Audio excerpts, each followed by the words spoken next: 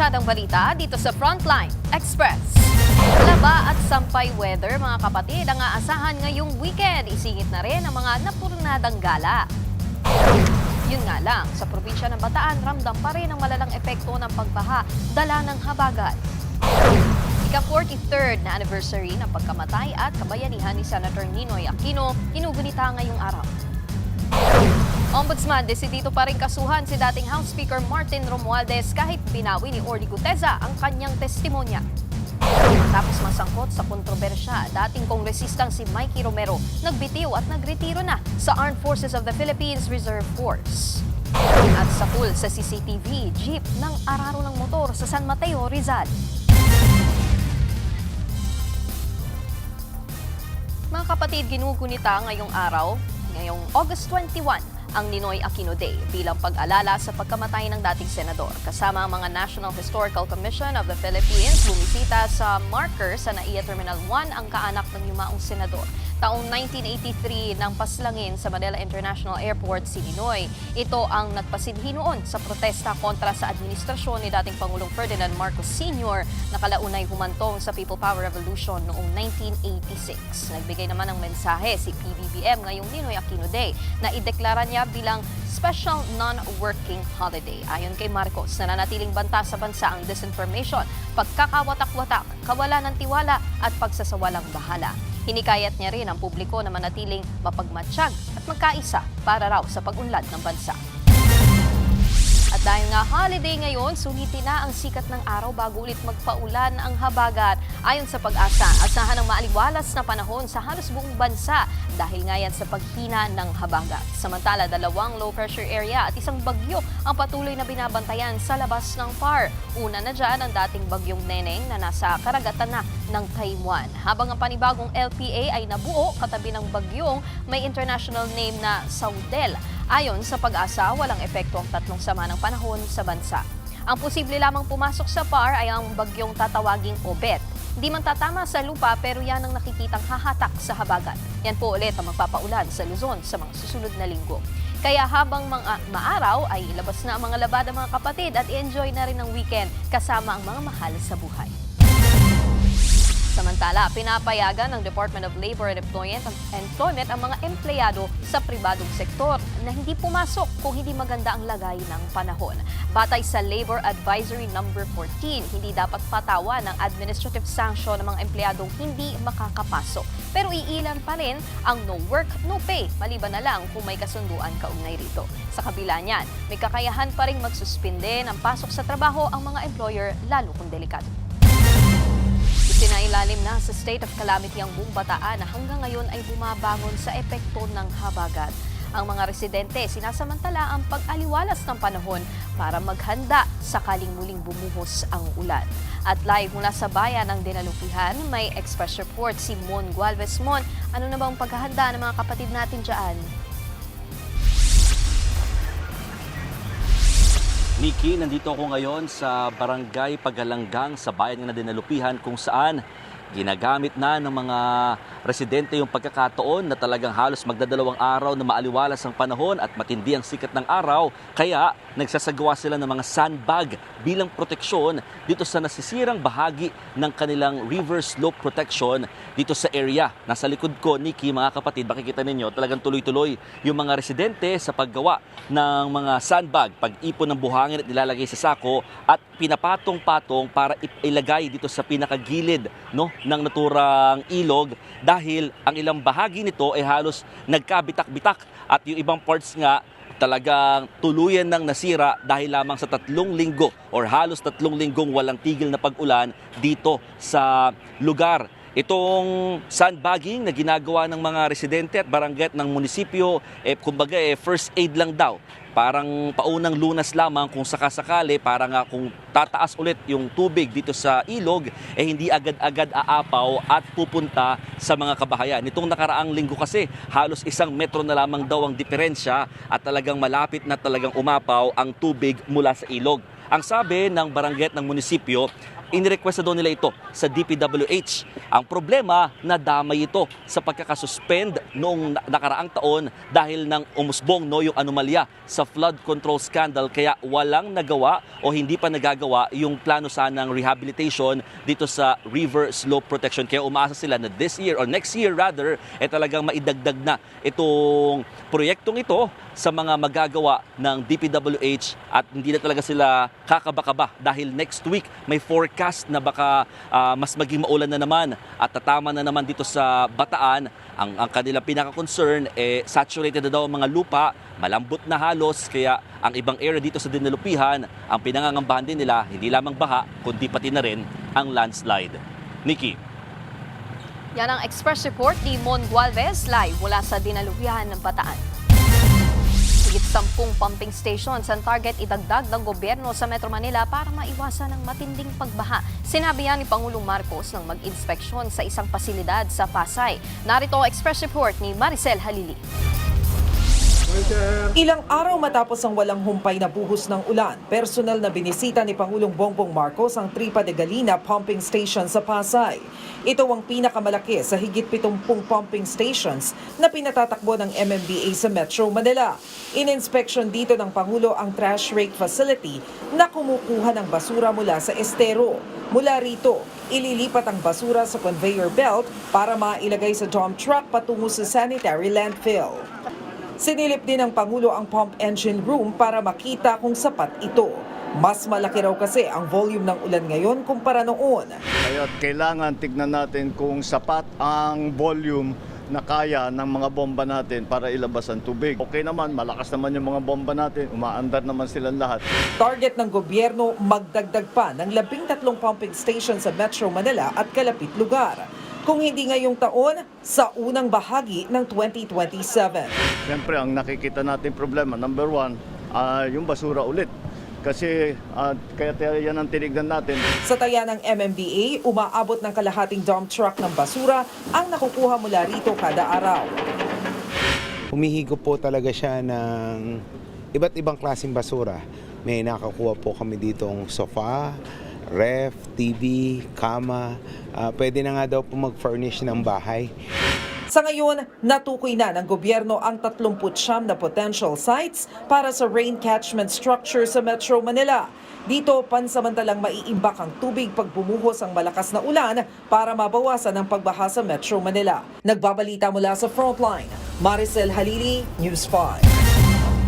Sa Presinto 5 sa halip na bayad sa hulog sa pabahay, mga tama ng bala ang natanggap ng isang residente ng Homeowners Association sa Caloocan. Patay ang opisyal ng pagbabarilin ng hindi pa nakikilalang suspect. Narito ang Express Report ni Carol De Asa. Dead on the spot ang presidente ng Homeowners Association matapos pagbabarilin sa barangay 171 Bagumbong sa North Caloocan. Pasado 3:00 ng hapon nitong Webes nang mangyari ang pamamaril sa loob ng opisina ng HOA. Naghihintay daw noon ang biktima ng mga magbabayad sa pabahay. Ilang sandali pa, isang lalaking naka-helmet ang pumasok sa opisina. Saka, binaril ang 55 anyos na biktima. May natanggap kaming tawag mula sa concerned citizen na may barilan pong nagaganap yung sa loob ng office. Sabi nga po is presidente yung binabaril. Ito po yung natamaan nga ng bala sa iba't ibang bagay ng katawan at ulo niya. Nadamay sa pamamaril ang kasamang treasurer. Nakaligtas naman ang isang testigo matapos agad na sumibat ng gunman. Akala namin isa siya sa magbabayad po ng monthly amortization, kaso hindi po niya tinanggal, tapos sinarado niya po yung office namin. Binaril niya po yung presidente namin. Binaril din niya po yung treasurer namin. Bigla pong lumuko na lang po ako, tapos wala na pa akong titignan. Nag-pray na lang po talaga ako kay Lord na in-accept ko talaga, isusunod niya po ako. So, pumunta po ako dun sa silong na mahaba. Wala na pa ako nakita. Agad dinala sa ospital ang mga biktima pero hindi na umabot ng buhay ang presidente ng HOA. Sugatan naman ang treasurer na tinamaan ng bala sa paa. Hindi pa alam ang motibo sa pamamaril pero dati na rin umanong pinagbababaril ang biktima sa kanilang bahay. Last 4 years ago, yon. Sa loob din po ng bahay nila may kumatok. Nakita daw niya po yung mukha Pero nasa gilid lang siya kaya hindi siya natamaan. Mga 3 putok din po yun. Matapos po nun, ano po sumunod na ginawa? Umuwi po siya sa probinsya ng 1 year. Nagpahinga doon din bumalik. Sa amin pong wala siyang kaaway eh.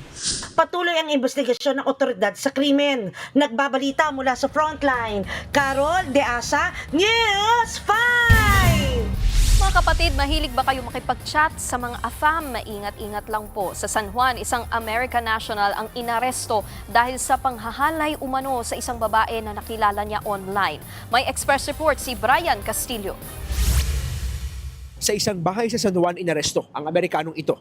Inirereklamo siya ng panghahalay sa 18 taong gulang na babae. Base sa investigasyon, nagkakilala online ang sospek at biktima. Nagkayayaan silang gumimik kasama ang mga kaibigan ng biktima.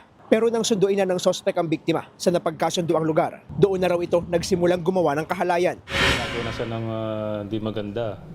Hinawakan na yung nahalik-halikan na siya. So, until makarating sila dito sa sa may bahay. Patagong nakatawag sa cellphone ng biktima sa kanyang nobyo na agad namang nagpasaklolo sa 911. At base sa kanya, very aggressive yung US citizen. Kaya, yun, napil na siya. Threatened na siya, kaya tumawag na siya nung tinawagan niya yung boyfriend niya. Baka meron na silang, bago pa lang sila mag-meet, medyo naka-inom na rin. Nasa kustodiya na ng San Juan City Police ang inarestong Amerikano. Nakikipag-ugnayan na rin ng pulisya sa US Embassy at Bureau of Immigration para makumpirma kung legal ang pananatili niya sa bansa. Sinusubukan pa naming makuha ang panig ng sospek na nahaharap sa reklamong acts of lasciviousness. Nagbabalita mula sa Frontline, Brian Castillo, News 5. Patay ang mag-asawang natutulog sa pwesto nila sa palengke ng magkasunog sa Maguindanao del Sur. Yan ang Express report ni Bril Montalvo ng News 5 Mindanao.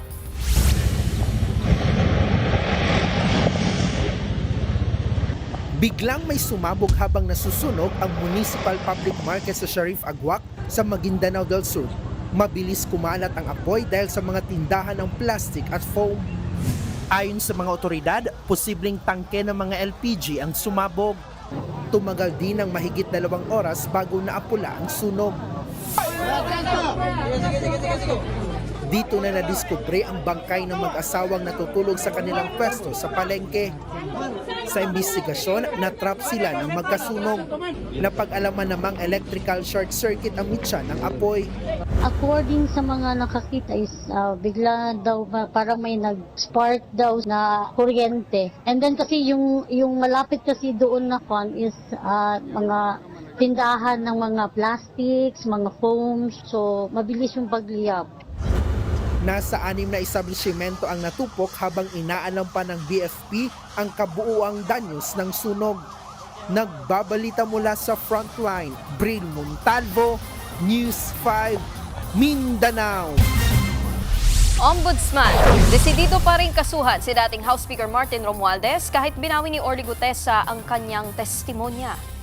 Yan at iba pang mga balita sa pagbabalik ng Frontline Express.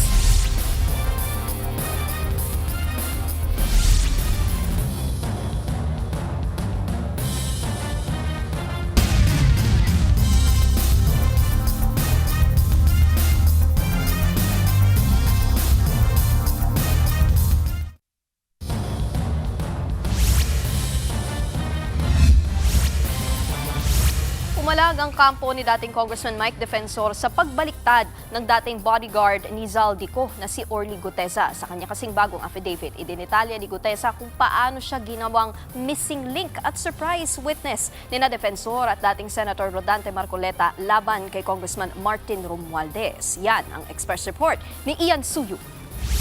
Basura ang tawag ng testigong si Orly Gutesa sa mali-maletang pera na dineliver daw niya sa bahay ng mga politikong sangkot sa mga anomalya sa flood control. Sabi niya yan noon na ibinabasura na niya ngayon. Sa bagong sinumpaang salaysay, sinabi ni Gutesa na pinilit siya ni na Senator Rodante Marcoleta at dating Congressman Mike Defensor na magbigay ng testimonya laban kay dating House Speaker Martin Romualdez. Noong September 24, 2025, dinala siya sa isang Japanese restaurant. Doon daw niya nakita si Defensor at ang manugang nitong si Mark. Pagdating ni Senator Marcoleta, mabasa niya at siya ang magdesisyon kung pwede.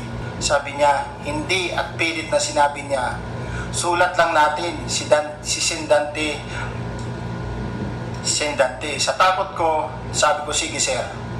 Agad inutusan niya si Mark na kunin ang laptop para isulat ang kagustuhan niya.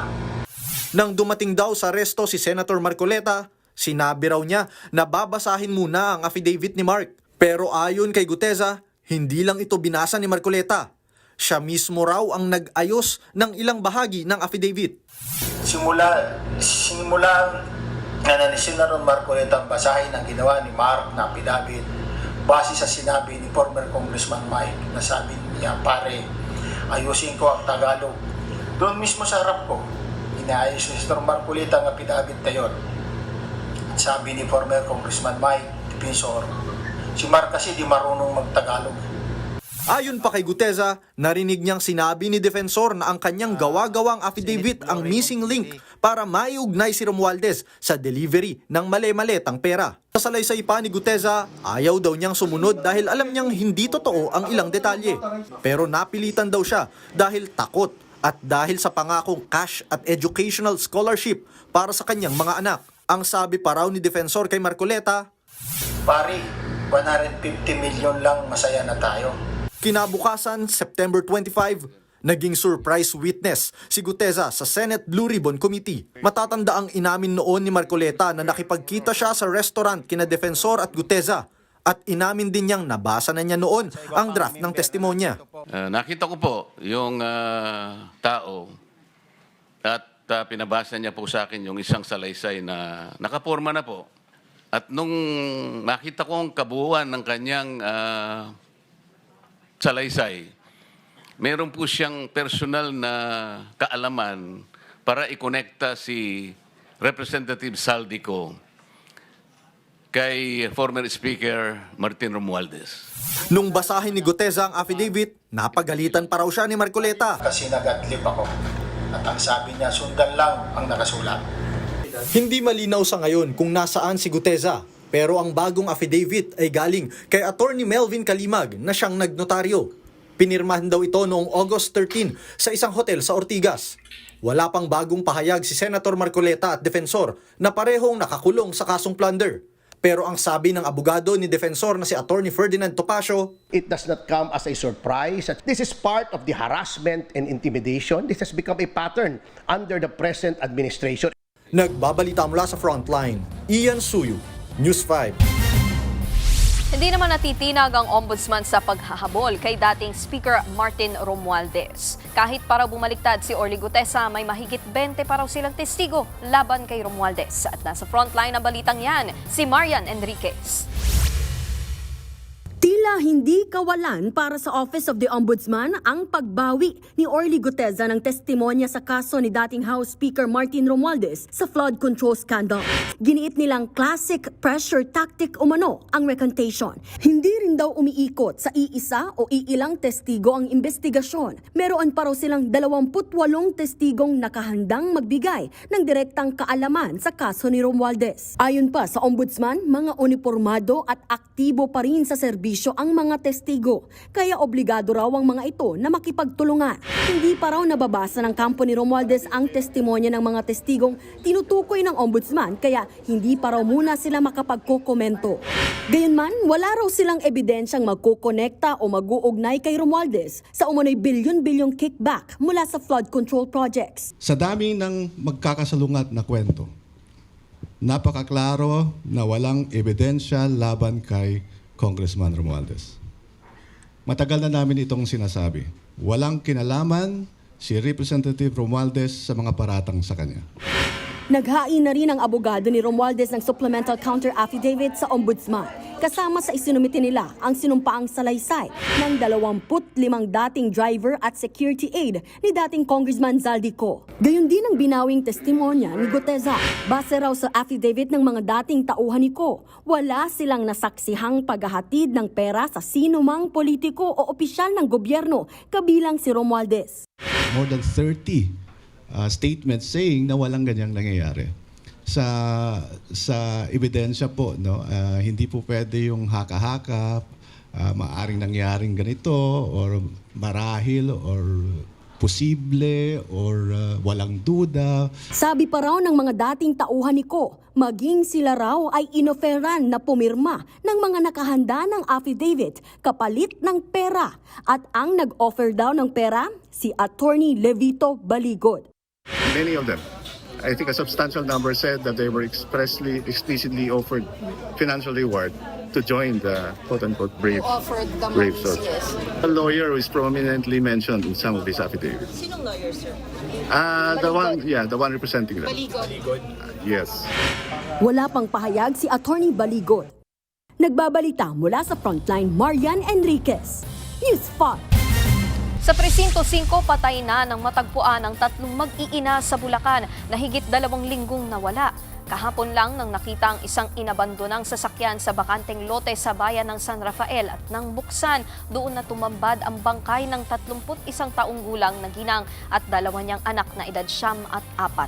Duguan ang mga biktima na nasa likurang upuan. May nakita ring baril sa loob ng sasakyan. Patuloy pang iniimbestigahan ang nangyari sa mag-iina.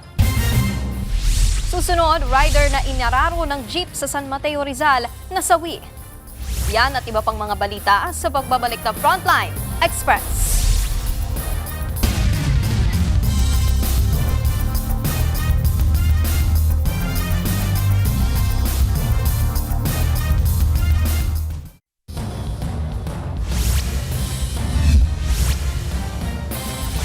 Muling ipinanawagan ng ilang senador ang social media ban sa mga menor de edad dahil sa sunod-sunod na karahasan sa eskwelahan. Kinalampag din nila ang Meta dahil sa patuloy na pagkalat ng video ng pamamaril sa isang paaralan sa Zamboanga. May Express report si Mean Los Baños. Wala man dito physically ang Meta, nagko-call out ang komite sa kanila. You have to do better, no? Yung kalat nyo, yung basura nyo sa inyong powerful platform, linisin nyo. Huwag nyong iwan lahat sa CICC. Yan ang panawagan ni Senator Risa Hontevero sa social media giant na Meta na may hawak ng Facebook at Instagram. Kalat pa rin daw kasi online ang video ng Ateneo de Zamboanga shooting. Ayon sa Cybercrime Investigation and Coordinating Center o CICC, pinatanggal na nila ito sa Meta. We encourage everyone, not only the committee but all our citizens, that they can report to us to CICC. Just give us the URLs, Madam Chair. Can relay it back to Meta so we can monitor if the post has been taken down. Isa pang malaking tanong ng senadora, 14 minutes. Naka-live stream ang shooting bago na take down. Wala bang capacity ang CICC na ma-flag ka agad kapag may ganyang klaseng content na nila live stream? Visibility around mga 5 minutes. Tapos ni-report na ho kagad natin to sa mga platforms para i-take down ho. hindi nila agad matatanggal ang mga post dahil laging kailangang mag-request muna sa Meta. Dahil una, hindi nila kontrolado ang community standards ng mga online platform. Pangalawa, wala silang jurisdiction sa mga ito. Tingin tuloy ng CACC, mas mainam sana kung magkakaroon sila ng jurisdiction sa online platforms o hindi kaya naman, we propose also in our country, ito, isama nyo sa community standards nyo to, kasama talaga itong mga provisions na to do sa kailangan nyo bantayan. Samantala, muli namang nanawagan ng social media ban Senate President Sherwin Gatchalian. Giniit ng senador na dapat ipagbawal ang paggamit ng social media sa mga minor de edad, partikular ang 15 anyos pababa. Naniniwala ang senador na malaki ang impluwensya ng social media para itulak sa karahasan ang mga kabataan. Kabilang sa inihain na Social Media Safety for Children Act o Senate Bill 2066 ni Gatchalian ang pagpapatupad ng safeguards tulad ng age at identity verification system. Nanawagan naman si Cardinal Antonio Tagle sa mga magulang, mahalaga raw na palakasin ang ugnayan sa mga bata at huwag hayaang video games, cellphone at artificial intelligence o AI ang maging pangunahing gumagabay sa kanilang pag-iisip at pagkilos. Nagbabalita mula sa Frontline, Mean Los Baños, News 5. Labis ang hinagpis ng isang ginang nang maputulan ng braso at masawi ang kanyang kinakasamang rider sa San Mateo, Rizal. Nahagip ng humaharurot na jeep ang biktima na nasa pool sa CCTV. May express report si Brian Castillo. Kita sa CCTV ang pag-araro ng isang jeep sa motorsiklo sa General Luna Avenue, San Mateo, Rizal. Sa inisyal na investigasyon, nag-counterflow umano ang jeep kaya nakasalubong ang motor. Nag-swerve para mag-overtake sa sasakyang nasa harapan niya.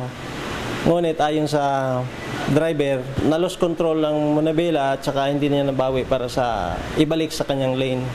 Nagtuloy-tuloy ang jeep hanggang sa bumangga sa bakod ng sementeryo. Sa lakas ng impact, pumailalim ang motor. Naputol ang kaliwang braso ng babaeng rider. Napauwi na raw sana sa kanilang bahay sa Montalban, Rizal. Nagkasira-sira rin ang minamaneho niyang motor na isugod pa sa ospital.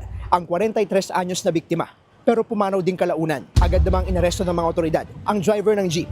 Napag-alamang hindi talaga siya tsuper at nagsisilbi lang na konduktor tuwing pumapasada.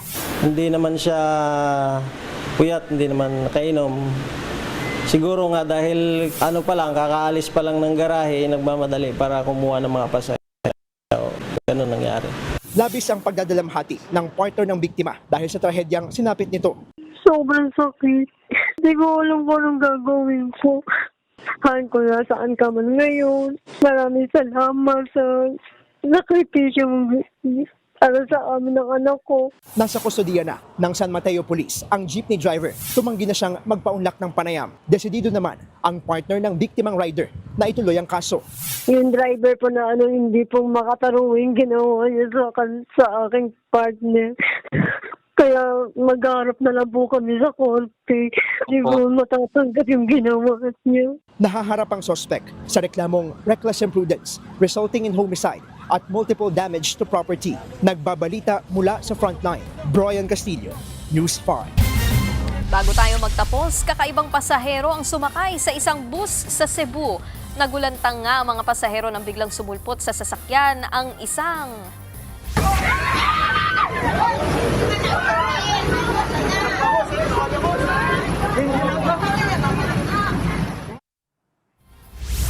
May lumitaw kasing bayawak sa hagdan ng bus, hindi tuloy makasakay ang mga pumara. Tumalon pa nga ang hayop kaya nagtatalon din ang mga pasahero. Ayon sa uploader, nakawala raw ang bayawak mula sa bitbit na sako ng isang lalaking pasahero. Paalala ng Department of Environment and Natural Resources, illegal at may kaukulang parusa ang paghuli o pag-aalaga ng bayawak. Kami po ang inyong kapatid sa Balitaan at Public Service, walang iwanan sa Frontline Express. Abangan ang mga balita sa hapon mamayang 3:15 p.m. Ako po si Nikki de Guzman. Susunod na ang Face to Face with Ate Corrie.